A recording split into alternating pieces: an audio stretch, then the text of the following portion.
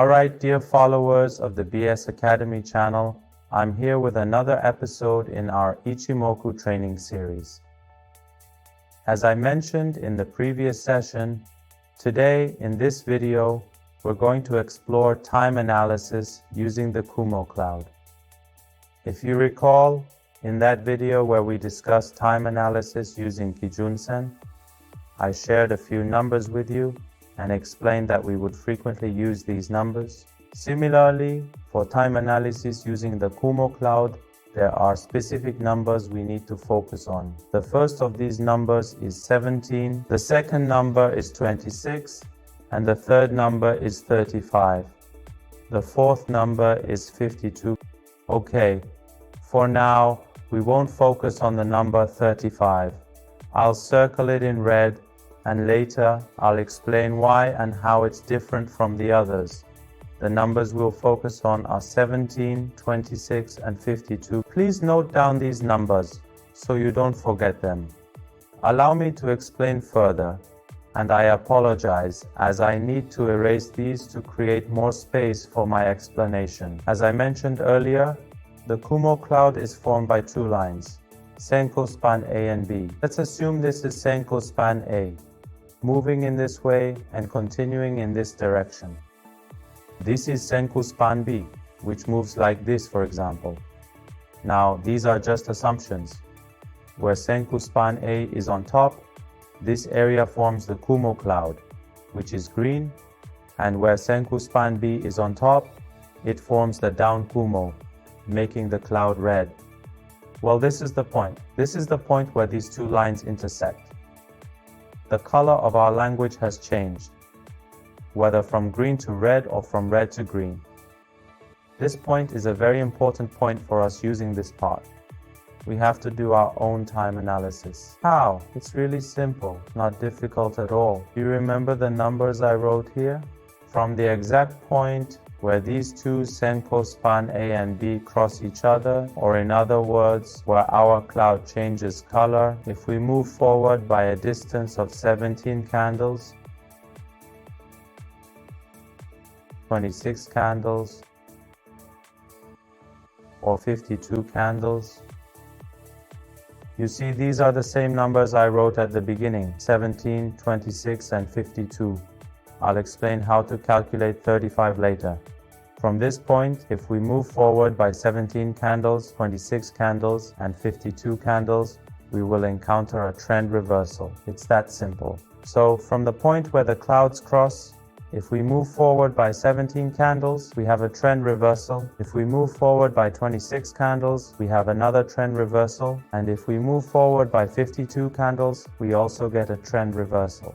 But what's the significance of the number 35? I'll explain that to you directly on the chart. We're going to review these as well. Here, we have a chart that we're going to examine. As with our previous lessons, after explaining each concept, we'll also analyze it on the chart together. So, let's see how this works here. You see here that a cross has occurred and our cloud's color has changed. So, what do? We said that from this point we move 17 candles forward. Here's our 17 candle mark.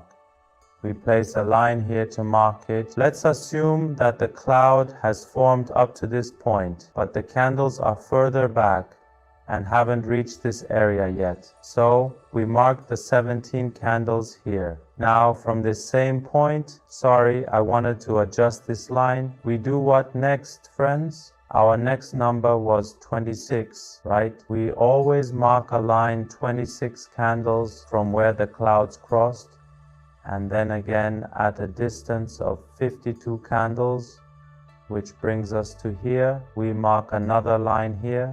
These are the things we just discussed, so let me zoom in a bit and see if this really works. Here our cloud cross occurred, and we moved 17 candles forward and drew a line, then 26 candles forward and drew another line, and finally 52 candles forward and marked a line to see what happens when the candles reach these points.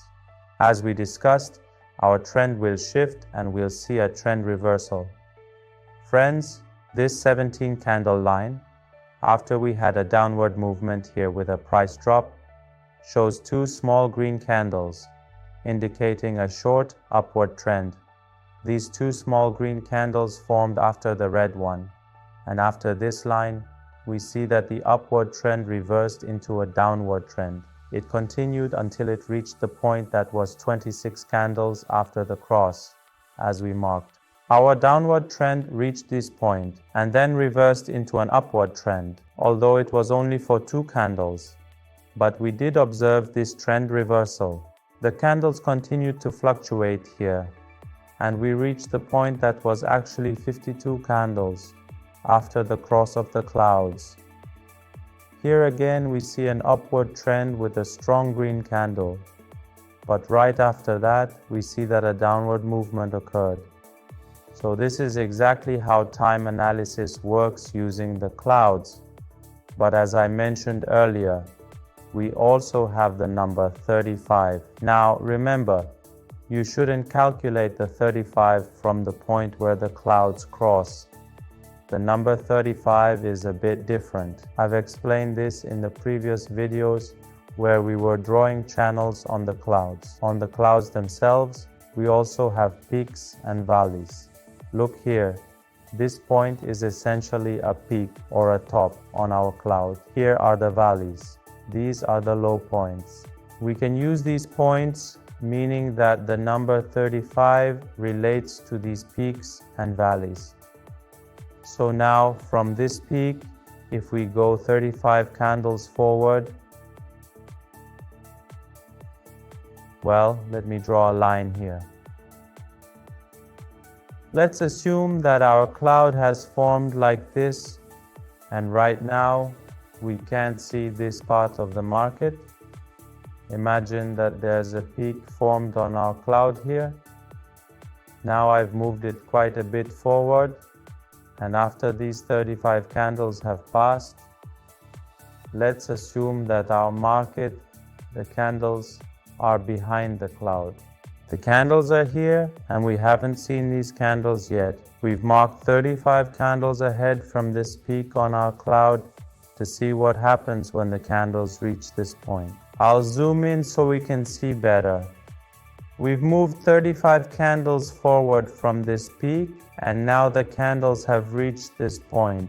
Look, even if it's very small, this trend change happens. There was a red candle, and then it turned green. So even though it's brief and small, we will still see this change. Now let's test this on a trough. We'll move this same 35 candle line over here. To easily and freely register with the Quotex broker, click on the link in the video description. Alright, if I don't need to draw a new line, I'll use this one instead. You can see here that we had 2 green candles, with the second one looking a bit like a doji. After that, we see 2 red candles, indicating that this trend change, though small and brief, will indeed happen. So, dear friends, with this video, we've wrapped up our work with the Kumo cloud. In the next video, I plan to teach you how to professionally draw support and resistance levels using ICHIMOKU. Don't miss the next video because it could be very helpful and valuable for you. Dear friends, to make sure you don't miss any of our videos, please subscribe to the BS Academy channel. Also, activate the notification bell so that you are informed as soon as we publish new videos. Thank you for your support.